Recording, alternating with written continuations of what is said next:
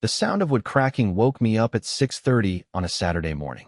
I bolted upright in bed, still half asleep, and heard a truck engine rumbling just outside my window.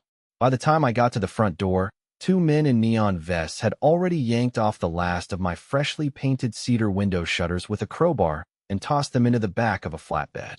"What the hell are you doing?" I shouted. One of the guys didn't even look at me. The other glanced up and said, "Work order from the HOA. Talk to them." I didn't need to ask who was behind it. Right on cue. There she was, Aubrey Fairchild, president of the Ridgepoint Bluffs HOA, standing on the sidewalk with a clipboard, her over-bleached bob bobbing in the wind, and that ever-present look of smug authority on her face.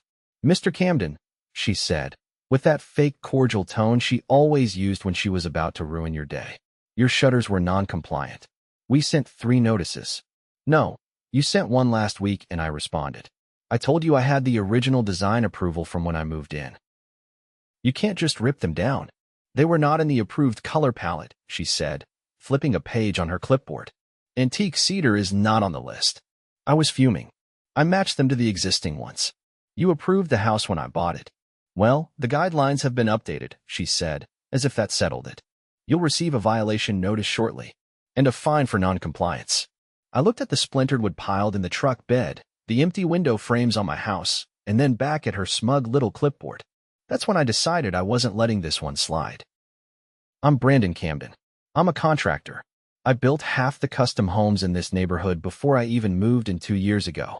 I know every code, every regulation, and every loophole in the Ridgepoint Bluffs HOA charter. And if Aubrey thought she was going to bully me into repainting my home to match her beige on beige Fantasyland, she had another thing coming. I spent the rest of the day pulling every document I had, original blueprints, emails from the HOA's own architectural committee, dated photos, everything.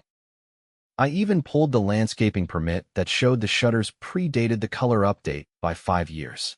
The next week, she slapped me with a $1,000 fine and an order to repaint and install compliant shutters within 30 days or face legal action. So I gave her legal action first. I filed a lawsuit in small claims court for property damage, citing unauthorized removal of approved fixtures, trespassing, and destruction of personal property. I requested full replacement costs, labor fees, and punitive damages for the early morning ambush she orchestrated. I served her the papers in person at the HOA meeting. She tried to pretend she didn't know what they were. "You'll be hearing from our attorney," she said, waving the envelope like it was beneath her. "Oh, I hope so," I said, "because I've got a lot of questions about how you signed a removal order without board approval." The whole room went quiet. A couple neighbors glanced around. One of them, Gary, from the end of the cul-de-sac, actually gave me a slow nod. Aubrey's lips tightened, but she didn't say another word. For someone who loved rules, she sure didn't like it when someone else used them. 3 days after I served the lawsuit, I got a call from a reporter at the local paper. Apparently word had spread not from me, but from someone in that HOA meeting, and now she was sniffing around for a homeowner versus HOA story. I told her I wasn't interested in headlines. I just wanted the damage repaired. But I also made sure she had the court filing number before we hung up. The next morning, my phone buzzed again. This time it was Carla, one of the newer board members. She'd always struck me as decent quiet during meetings, but not the usual yes woman Aubrey surrounded herself with. "I probably shouldn't be calling," she said, her voice low and uneasy. "But I think you should know something. That removal order wasn't voted on. There was no board meeting before it went out." I figured. She signed it herself? Yeah, and she backdated it. I saw the original timestamp in the document archive. It was created 2 days after the shutters were already gone. My grip tightened around the phone. That's falsifying records. I know. I've already downloaded copies. But if you're going to court with this, you might want to subpoena the HOA's document logs before she tries to make them disappear. Thanks for the heads up, Carla. She hesitated. There's more. She's been contracting her cousin's company for enforcement work. The guys who tore off your shutters? Same crew that's been fixing violations around the neighborhood for a year now. No bids, no transparency, just invoices approved by her. I didn't answer right away. I was too busy pulling up the HOA's vendor list from the website. Sure enough, there it was, Precision Property Compliance, LLC. No address, just a phone number. Same one the guy in the vest had given me when I demanded their supervisor's contact info. That afternoon, I drove down to the city clerk's office and filed a request for the HOA's business license documents. Then I swung by the county courthouse and dropped off a subpoena request for internal HOA communications and financials related to enforcement actions. A judge signed it within the hour. By Thursday, I had what I needed. Carla had been right. The removal order was forged, timestamped 2 days late, and signed under a line that read, Board Approval Date, with a scribbled date that didn't match any HOA meeting minutes. I also had payment records showing 4 separate transactions, each under $5,000, just low enough to avoid triggering mandatory board review, all sent to Precision Property Compliance. The kicker? That company didn't exist in any corporate registry. No LLC filing, no business license, nothing. It was a shell, and it traced straight back to Aubrey's cousin. I found his name on 2 of the checks she signed herself. That's when I went to the police. Detective Rowan, a veteran with a sharp eye and zero patience for bureaucratic games, listened while I laid everything out: the illegal removal, the forged documentation, the shell company, and the payments. I handed him a folder thick with evidence. You're saying she's using HOA funds to pay a relative through a fake business? That's exactly what I'm saying. He opened the folder and whistled low. This isn't just a civil matter anymore. By Friday, officers served a warrant on the HOA office. They seized computers, hard drives, and all physical files. Aubrey wasn't there when they arrived, but they found her later at her boutique downtown. She was escorted out in front of a crowd of curious onlookers, clutching her purse like it could shield her from the cameras. That night, I got a call from Gary. You watching the news? On the screen, there she was, the queen of compliance, now under investigation for fraud, misappropriation of funds, and falsifying public records. I didn't cheer. I didn't need to. I'd already won the part that mattered. But the fallout was just beginning. An emergency HOA meeting was called the next morning. With Aubrey suspended from the board pending investigation, Carla stepped in as interim president. She looked exhausted but determined as she addressed the room in the community center. We're going to conduct a full audit, she said. Every enforcement action, every fine, every contract from the past 2 years. It's all on the table. One of the older residents near the back raised his hand. What about the shutters? I stood. I've got documentation proving mine were compliant from day one. But they weren't the only ones removed. I've already spoken to 3 other homeowners who had similar things happen: fences torn down, planters yanked, trees cut, all without approval. Carla nodded. We'll be reviewing every case. And if property was damaged without authorization, the HOA will pay to restore it. The room broke into murmurs, some relieved, others still processing the whirlwind of the past week. That weekend, I got a visit from a contractor, not one of Aubrey's goons, but a legitimate licensed builder hired by the interim board. He had blueprints, a materials list, and a schedule. We're replacing your shutters at full cost, he said. Same style, same wood, same stain. You want to be here when we do the install? I crossed my arms. I'll be supervising it personally. As the crew worked, neighbors wandered by, watching the cedar panels go up one by one. A few of them asked questions. One woman, Mrs. Haskell from 2 streets over, told me they'd fined her for a garden gnome. She'd paid it without a fight, but now she wanted to see the receipts. The tide had turned. By the end of the month, the HOA had refunded over 30 homeowners for bogus fines and unauthorized work. Carla pushed through a motion to require full board votes with documented minutes for any enforcement action. And every contract over $2,000 now had to go through public bidding. As for Aubrey, she was facing multiple felony charges. Her cousin had already flipped, handing over emails that showed she directed him to clean up the neighborhood without bothering to follow protocol. The DA was building a case that would likely end with her barred from holding any future HOA or public office roles. I never asked for a leadership role. I didn't want power. I wanted fairness. And when someone decided rules didn't apply to them, I made sure they learned otherwise in court, on paper, and in the eyes of everyone they thought they could control. The shutters went back up. But more than that, so did the spine of our neighborhood. And this time, no one was afraid to say no. By the second week of the investigation, Ridgepoint Bluffs was no longer the neatly packaged suburban enclave it pretended to be. A quiet unease had settled over the street's porch lights stayed on longer. Neighbors gathered in driveways to swap stories they'd never dared share before, and the HOA's once ignored bylaws were suddenly being read like sacred scripture. I had no intention of leading a movement, but somehow my name kept coming up at the center of it. People started dropping by unannounced, each with their own envelope of documents, photos, or receipts. Some were angry. Others were embarrassed they hadn't spoken up sooner. One night after dinner, my doorbell rang. It was a man I didn't recognize, mid-50s, windbreakers zipped up to his chin, holding a plastic storage bin. He introduced himself as Leonard Trask. Lived over on Ridge Hollow Lane. I used to be on the board, he said, setting the bin down at my feet.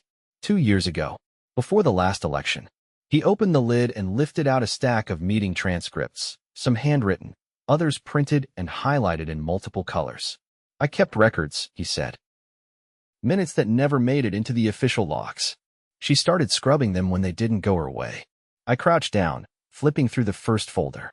There were notes from meetings I'd never even heard of, ones that had clearly taken place without public notice, with only select members present. She'd call them work sessions so she didn't have to let residents attend, Leonard continued. No votes, just decisions. Next thing you knew, they were policy. I stared at a page dated nearly a year ago.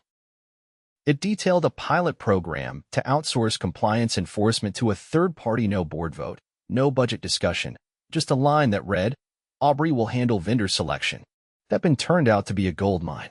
It connected dots I hadn't even known existed. Over the next 48 hours, I cross-referenced the notes with the subpoenaed HOA emails. Patterns emerged, timelines matched. Aubrey had been consolidating power long before anyone noticed. I handed the documents to Detective Rowan on Monday. He barely said a word as he flipped through them, but I saw the shift in his expression when he reached the folder marked August off-record session. This confirms unauthorized board activity, he said, tapping the cover. But this is something else entirely. He flagged a page that mentioned the HOA dipping into the Community Reserve Fund for emergency compliance actions. The problem was, the reserve fund wasn't supposed to be touched without a full membership vote. They took over $30,000, Rowan muttered. Without disclosure. Where did it go? I asked. His jaw tightened. We're going to find out. The next morning, a forensic accountant from the district attorney's office showed up at the HOA office with a warrant. Carla called me from her car, whispering in disbelief. They're seizing the financials. Everything. By the time the sun set, the news trucks were back. This time, they weren't parked on my lawn, they were camped outside the HOA's storage facility, where investigators had just uncovered a locked cabinet filled with unreported invoices, handwritten ledgers, and a safe containing nearly $8,000 in cash. The scandal exploded. Turns out, Aubrey had been collecting off-book payments for expedited approvals, charging homeowners under the table to fast-track architectural review requests. If someone wanted to repaint their home or build a pergola without waiting the usual 6 weeks, she'd offer a premium processing fee. None of it was recorded in official ledgers. All of it went straight into a slush fund she controlled. That afternoon, the district attorney's office filed formal charges: embezzlement, wire fraud, racketeering, and obstruction of justice. The community's reaction was swift. Residents began petitioning for a full board recall. Carla, to her credit, didn't fight it. Instead, she helped draft the recall procedure, posted transparent notices, and opened the nomination process to anyone in the neighborhood. For the first time since I'd moved in, people actually showed up to a board meeting because they wanted to, not because they were being fined.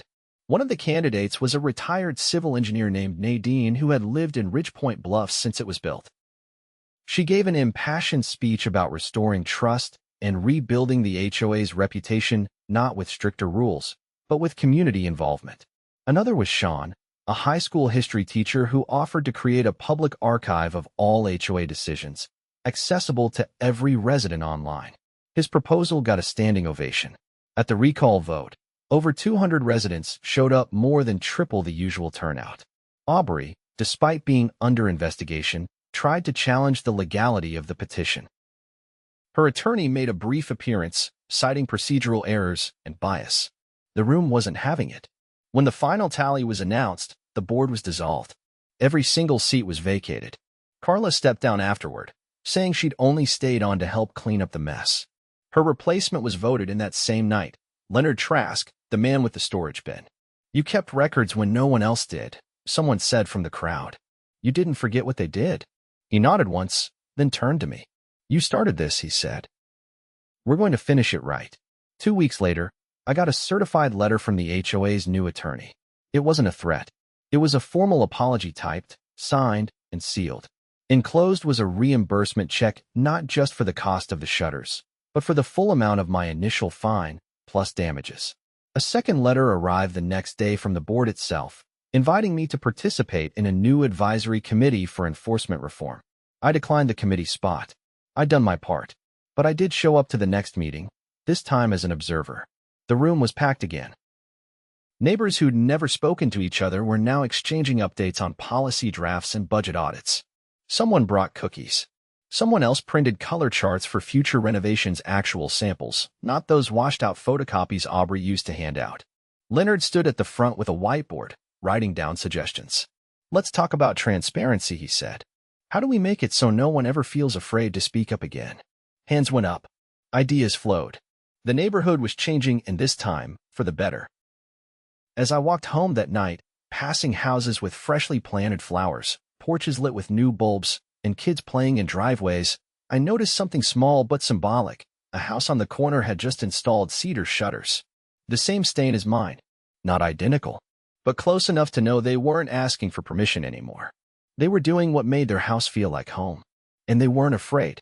The neighborhood was quieter now, but not in the old, suffocating way that came from people keeping their heads down. It was a different kind of quiet, one made of people watching, listening, and staying alert for the first time. The kind of quiet that comes right before something changes for good. A week after the board was replaced, I received a call from Detective Rowan.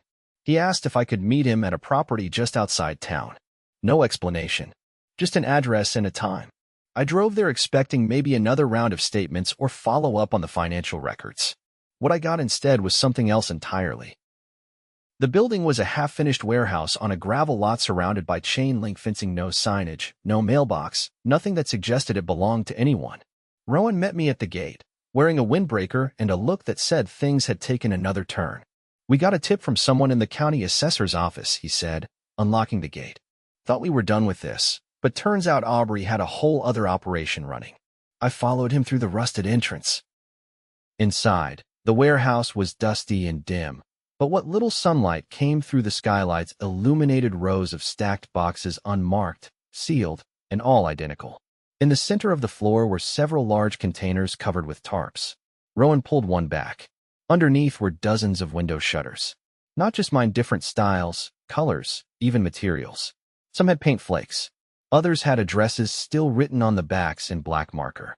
Every single one had been stripped from someone's home. She wasn't just removing them, Rowan said. She was stockpiling them. For what? Early guess? She was reselling them. I blinked. You're telling me she ran an illegal salvage ring out of an HOA? Not just shutters. We found patio furniture, fencing panels, even rolled sod. All stored here. All taken from properties cited by the HOA. He gestured toward a stack of papers resting on a workbench. Ledgers. Not digital, handwritten. One of them listed addresses, dates, materials, and what looked like resale values. A column labeled PPC, Precision Property Compliance, was next to each entry. She'd find the homeowner, Rowan said, flipping through pages. Then send in her cousin's crew to remove non-compliant structures. But instead of discarding the materials, they'd clean them, repackage them, and move them here. We found listings online. Whole bundles of shutters being sold as reclaimed architectural salvage. I leaned against the workbench, stunned. She was profiting off the fines.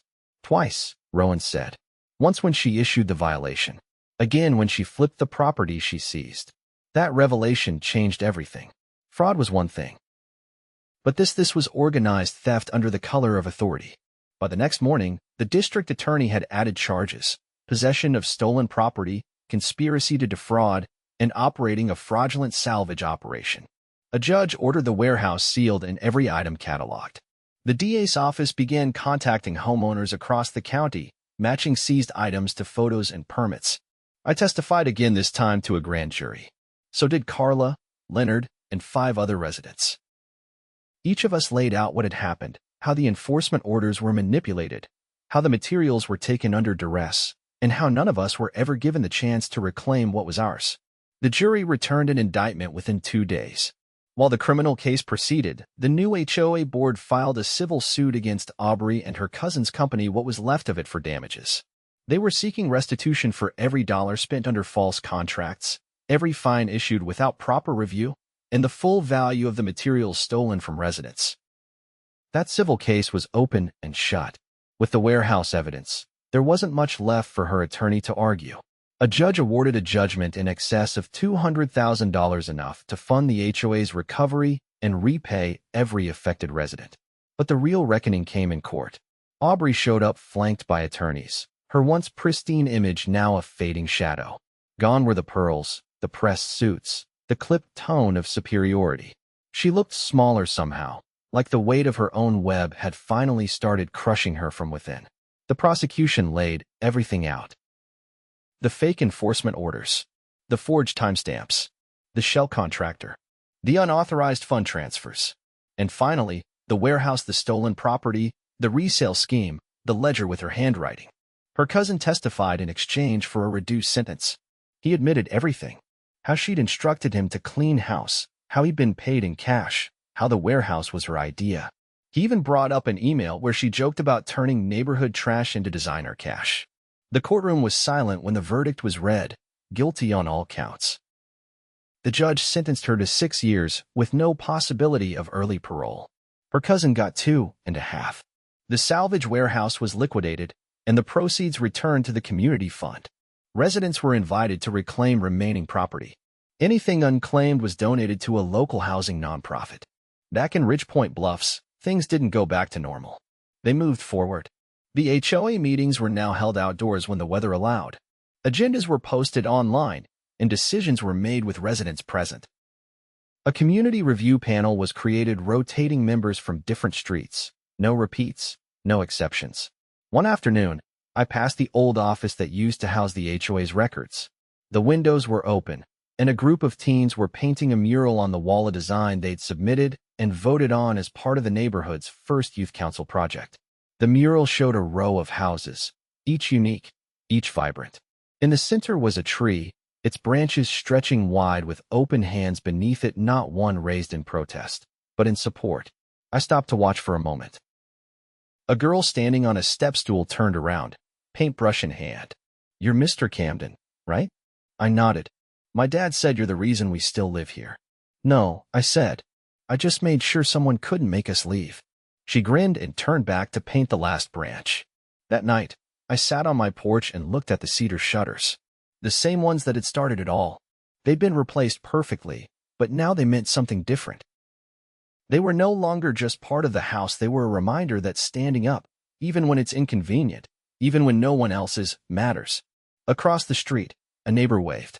Another walked by with their dog and gave a nod. The community had changed. Not because of rules or fines or threats, but because people had remembered what it was supposed to be about. Respect. Fairness. Ownership not just of property, but of responsibility. And for the first time since I moved in, Ridgepoint Bluffs finally felt like home.